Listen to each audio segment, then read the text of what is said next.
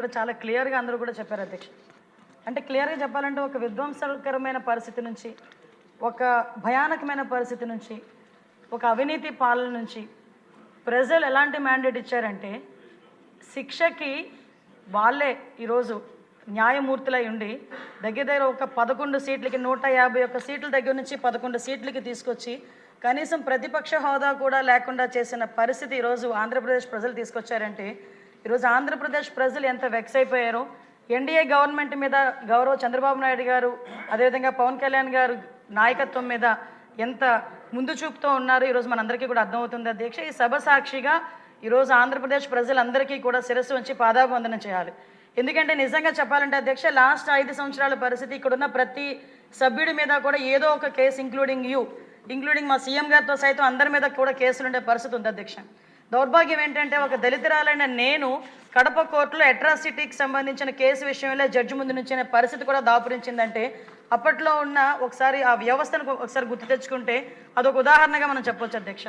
అదే పరిస్థితుల్లో ఎవరైనా గట్టిగా మాస్క్ అడిగిన పాపానికి డాక్టర్ సుధాకర్ని ఎలాగ పిచ్చోడిని చేశారో, ఒక డాక్టర్ అనితారాణి అనే అమ్మాయిని విధుల్లోని అమ్మాయిని ఇబ్బంది పెట్టినందుకు బయటకు వచ్చినందుకు ఎంత హింసించారో, అదేవిధంగా సిపిఎస్ రద్దు గురించి మాట్లాడే బయటకు వచ్చే క్రమంలో ఉద్యోగస్తుల మీద ఎలాంటి కేసులు పెట్టారో, అమరావతి ఇక్కడే రాజధానిగా ఉండాలి అన్నందుకు మహిళల మీద బూటకాలతో తన్నించిన పరిస్థితి దగ్గర నుంచి ఈరోజు ఎంతోమంది ఈరోజు బయటకు వచ్చి మాట్లాడితే ఇది తప్పు అని మాట్లాడిన వాళ్ళ మీద కేసులు పెట్టడమే కాకుండా సోషల్ మీడియాలో కూడా వేధించిన పరిస్థితుల దగ్గర నుంచి గట్టిగా మాట్లాడితే భావస్వేచ్ఛ ప్రకటన అని గౌరవ ముఖ్యమంత్రి గారు నారా చంద్రబాబు నాయుడు గారు అమరావతి విజిట్కి బస్సు యాత్ర పెడితే రాళ్ళు ఇస్తున్న పరిస్థితిలో పోలీస్ అధికారి డైరెక్ట్గా బయటకు వచ్చి భావస్వేచ్ఛ ప్రకటన అని మాట్లాడారంటే ఆ రోజు శాంతి భద్రతల పరిస్థితి ఎలా ఉందో మనందరికీ కూడా అర్థమవుతుంది అధ్యక్ష.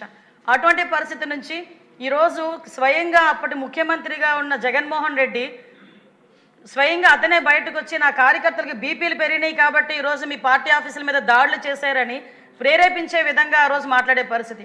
ఆ రోజు పోలీసు వ్యవస్థను చూసుకుంటే పూర్తిగా నిర్వీర్యం చేశారు అధ్యక్ష. ఎంత నిర్వీర్యం చేశారంటే పోలీసులు వాళ్ళ విధులు తప్పించి పరదాలు కట్టేయడానికి, అదేవిధంగా తెలుగుదేశం పార్టీ వాళ్ళు, అదేవిధంగా ఇతర ప్రతిపక్ష పార్టీ వాళ్ళ ఇళ్ల దగ్గర హౌస్ అరెస్టులు చేయడానికి, కాపలా కాయడానికి తప్పించి కనీసం శాంతి భద్రత విషయంలో కానీ, మహిళల భద్రత విషయంలోనే కానీ, సైబర్ నేరాలను అరికట్టడం విషయంలోనే కానీ ఎక్కడా కూడా ఒక స్టెప్ ముందుకేసే పరిస్థితి వాళ్ళకి లేదని చెప్పడానికి ఈరోజు నేను సిగ్గుపడాలి అధ్యక్ష. ఎందుకంటే పోలీస్ డిపార్ట్మెంట్ వాళ్ళు ఈరోజు మన అడ్మినిస్ట్రేటర్గా మనం ఉండేటప్పుడు డెఫినెట్గా డిపార్ట్మెంట్ వాళ్ళకి ఏ రకంగా చెప్తే వాళ్ళు ఆ రకంగా పనిచేసే పరిస్థితి ఉంది అధ్యక్ష. కాకపోతే గత 5 సంవత్సరాల్లో కొంతమంది అత్యుత్సాహంతో అంటే పరిస్థితులు మీరి ప్రభుత్వాన్ని కూడా దాటి ఈరోజు జీవోల్ని కూడా దాటి రూల్స్ అండ్ రెగ్యులేషన్స్ కూడా దాటి కొన్ని వ్యవహారాలు చేసిన పరిస్థితులు కూడా చాలామంది ఈరోజు సోమిరెడ్డి చంద్రమోహన్ రెడ్డి గారు లాంటి వాళ్ళ సభ్యులు చాలామంది ఈరోజు కొంతమంది పేర్లతో సైతం బయటకు తీసుకొచ్చిన సందర్భాన్ని కూడా ఈరోజు గుర్తు చేసుకుంటున్నాను అధ్యక్ష. అంటే అధ్యక్ష ఈరోజు పరిస్థితులు ఎలా ఉన్నాయంటే ఆ రోజు గత 5 సంవత్సరాల్లో పోలీసు వ్యవస్థ ఎంత నిర్వీర్యం అయిపోయిందంటే ఈరోజు ప్రతి ఒక్క సభ్యులు కూడా అధ్యక్ష సీసీటీవీల గురించి మాట్లాడుతున్నారు అధ్యక్ష. ఈ సీసీటీవీలకి సంబంధించి ఎంతో బకాయి లేదు అధ్యక్ష. కేవలం 12 కోట్ల రూపాయలు బకాయిలు చెల్లిస్తే ఇప్పుడు ఏదైతే సీసీటీవీ కెమెరాస్ ఆ రోజు గవర్నమెంట్ చంద్రబాబు నాయుడు గారు ముఖ్యమంత్రిగా ఉండేటప్పుడు ఏదైతే సీసీటీవీ కెమెరాస్ పెట్టారో దగ్గర 15,000 పైగా సీసీటీవీస్ పెట్టారో అవన్నీ కూడా నిర్వీర్యం అయిపోయి అవన్నీ కూడా పనిచేయని పరిస్థితిలో ఉన్నాయి అధ్యక్ష.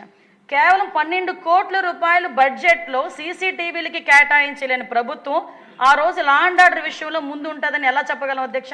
ఒకసారి ఆ 12 కోట్ల రూపాయలు కూడా అధ్యక్ష మన గవర్నమెంట్ వచ్చిన తర్వాత 12 కోట్ల రూపాయలతో పాటు గత ప్రభుత్వ ఆర్థిక సంవత్సరంలో 60 కోట్ల రూపాయల పెండింగ్ని కూడా క్లియర్ చేసి ఈరోజు సీసీటీవీలు ఏదైతే ఇన్స్టాల్ చేసి ఉన్నాయో వాటన్నిటినీ కూడా మళ్ళీ తిరిగి పని ప్రారంభించడానికి ఈరోజు డబ్బులు క్లియర్ చేసిన పరిస్థితి.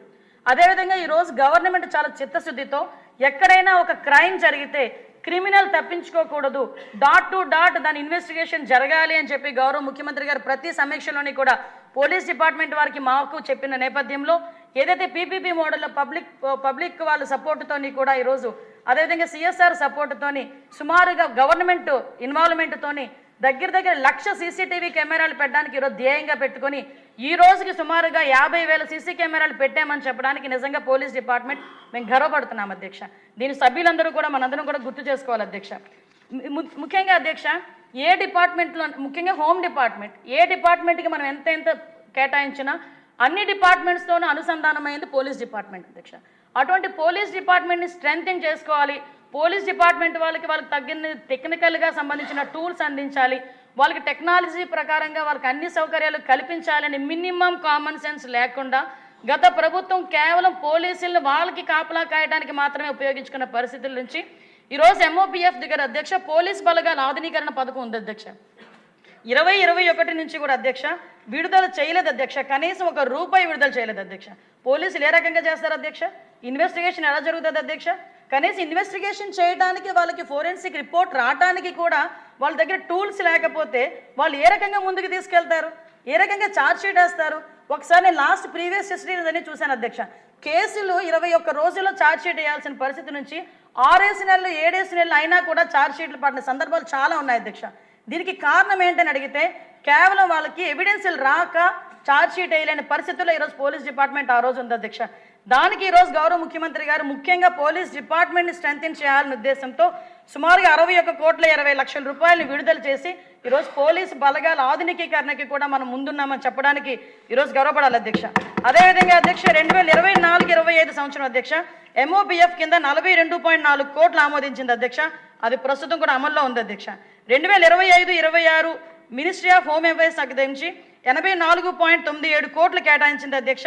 ఆ విషయం కూడా కార్యాచరణ ప్రకటించి ఈరోజు సమర్పించడం జరిగింది అధ్యక్ష. అవి కూడా వచ్చిన తర్వాత ఏదైతే ఈరోజు పోలీస్ బలగాలకు అవసరమైన ఇన్వెస్టిగేషన్కి అవసరమైన టూల్స్ అన్నింటినీ కూడా ఇచ్చే పరిస్థితి కూడా మేము తీసుకెళ్తున్నాం అధ్యక్ష. ఇందాకే చెప్పారు సైబర్ మన మాచర్ల ఎమ్మెల్యే గారు చెప్పారు సైబర్ నేరాల గురించి. రోజు రోజుకి సైబర్ నేరాలు పెరుగుతున్నాయి అధ్యక్ష. ఎంత దారుణంగా పెరుగుతున్నాయంటే చిన్న పిల్లలు కూడా ఈ సైబర్ నేరాలను బారిన పడి ఆత్మహత్యలు చేసుకొని కుటుంబం మొత్తం కూడా ఆత్మహత్యలు చేసుకునే పరిస్థితి. సైబర్ నేరాల్లో ఆర్థిక లావాదేవీలు అధ్యక్ష డాక్టర్లు, లాయర్లు, పెద్ద పొలిటీషియన్స్, బాగా చదువుకున్న వాళ్ళు కూడా మోసపోయి కొన్ని కోట్ల రూపాయలు సైబర్ నేరాలకి బలైపోయిన పరిస్థితులు కూడా ఉన్నాయి అధ్యక్ష. మేము వచ్చిన తర్వాత అధ్యక్ష కనీసం సైబర్ టెక్నాలజీకి సంబంధించి R&D విభాగానికి సంబంధించి కూడా ₹1 కూడా ఇవ్వలేని పరిస్థితి నుంచి ఈ రోజు అధ్యక్ష 26 మొబైల్ ఫోరెన్సిక్ వ్యాన్స్ని 16.9 కోట్ల రూపాయలతో MHA ఆర్థిక సహాయంతో ఈరోజు సైబర్ టూల్స్ కింద మేము పంపించే పరిస్థితి తీసుకొచ్చాం అధ్యక్ష. ఈ సైబర్ నేరాలు పెరుగుతున్న నేపథ్యంలో ప్రతి జిల్లాలోని కూడా ఇంతకుముందు 3 సైబర్ పోలీస్ స్టేషన్స్ ఉండేవి అధ్యక్ష. అలాంటిది ఇప్పుడు 26 జిల్లాల్లోని కూడా 26 సైబర్ పోలీస్ స్టేషన్స్ కూడా ఏర్పాటు చేయడానికి వాటికి కావాల్సిన ఇన్ఫ్రాస్ట్రక్చర్ ఇవ్వడానికి కూడా ఈరోజు బడ్జెట్లోని కూడా ప్రవేశపెట్టడం జరిగింది అధ్యక్ష. ఈ సైబర్ నేరాలు తగ్గించడమే ఈరోజు ధ్యేయంగా పెట్టుకున్నాం అధ్యక్ష. పర్టికులర్గా ఈ సైబర్ నేరాల గురించి కూడా ప్రతి ఒక్క జిల్లాలోనే ఒక్కొక్క పోలీస్ స్టేషన్ ఏర్పాటు చేసే పరిస్థితి. ఇందాకే మన ఎమ్మెల్యే గారు చెప్పారు అధ్యక్ష గాంజా విషయం. ఎందుకంటే NDA గవర్నమెంట్ అధికారంలోకి వచ్చిన తర్వాత పెద్ద ఛాలెంజ్ అధ్యక్ష. ఎందుకంటే ఎటు చూసినా గాంజా, ఎటు చూసినా డ్రగ్స్. ఇంతకుముందు పరిస్థితి ఎలా ఉండేదంటే జగన్మోహన్ రెడ్డి సీఎంగా ఉండేటప్పుడు పరిస్థితి ఎలా ఉండేదంటే ఎక్కడైనా గంజాయి దొరికిందంటే దాని హారిజన్ ఎక్కడ ఉంది అంటే ఆంధ్రప్రదేశ్, ఎక్కడైనా డ్రగ్స్ దొరికాయి అంటే దాని మూలాలు ఎక్కడున్నాయి అంటే ఆంధ్రప్రదేశ్. ఆఖరికి ఇందాక మన పెద్దలు చెప్పినట్లు అన్నపూర్ణ ఆంధ్రప్రదేశ్ కాకుండా గంజాయి ఆంధ్రప్రదేశ్గా మారిపోయిందని మేము ఆ రోజు మాట్లాడితే మా మీద కేసులు పెట్టిన సందర్భం అధ్యక్ష. మేము బయటకు వచ్చి చూస్తే అధ్యక్ష కొన్ని కేజీలు డ్రగ్స్, అదేవిధంగా గాంజా విపరీతంగా రవాణా జరగడం, విపరీతంగా కల్టివేషన్ జరగడం చేసిన దగ్గర నుంచి ఫస్ట్ ఆఫ్ ఆల్ గౌరవ ముఖ్యమంత్రి చంద్రబాబు నాయుడు గారు అదేవిధంగా లోకేష్ బాబు గారిని కూడా ఈ విషయంలో నేను కంపల్సరీగా అప్రిషియేట్ చేయాలి, థ్యాంక్స్ కూడా చెప్పాలి అధ్యక్ష. ఎందుకంటే ఆయన పాదయాత్రలోని ఒక అమ్మాయి గాంజా బారిన పడి ఆ కుటుంబం ఎంత వేదన పడిందో ఆ రోజే నిర్ణయం తీసుకొని నేను హోమ్ మినిస్టర్గా ప్రమాణ స్వీకారం చేసిన తర్వాత ఒక మెసేజ్ పెట్టారు అధ్యక్ష. అమ్మ మనం ఇమ్మీడియట్గా మనం చేయాల్సిన పని గాంజాని అరికట్టడం అని. ఆ రోజు మొదలైంది అధ్యక్ష ఈ గాంజా మీద యుద్ధం అన్నది. ఆ గాంజా మీద యుద్ధం అన్నది ఈరోజు కార్యరూపం దాల్చి సుమారుగా 61 కోట్ల రూపాయలు దానికి ఈగలకి కేటాయించి ఒక సెపరేట్ వింగ్ని ఏర్పాటు చేసుకుని ఈరోజు గాంజా కల్టివేషన్ చాలా మట్టుకు ఆంధ్రప్రదేశ్లో తగ్గించామని చెప్పడానికి నిజంగా మేము గర్వపడుతున్నాం అధ్యక్ష. ఈరోజు ఎక్కడైనా నేను ఇక్కడ సభ మధ్యలో చెప్తున్నాను అధ్యక్ష, చాలామంది అనొచ్చు మరి ఇంతకు ముందు బయట నుంచి వస్తుంది కదా గాంజా రవాణా అవుతుంది కదా మరి అది ఎక్కడి నుంచి వస్తుందని. నా దగ్గర రికార్డ్స్ ఉన్నాయి. అంటే ఒక రాష్ట్రం గురించి ఎలిగేట్ చేసేటప్పుడు మేము కొన్ని సిస్టమ్స్ పాటించాలి కాబట్టి కొన్ని సందర్భాల్లో మాట్లాడలేకపోతున్నాం అధ్యక్ష. కానీ రికార్డ్స్ పరంగా చూసుకుంటే అధ్యక్ష ఇప్పుడు వరకు గాంజా రవాణా ఏదైతే జరిగిందో ఆ రవాణా అన్నది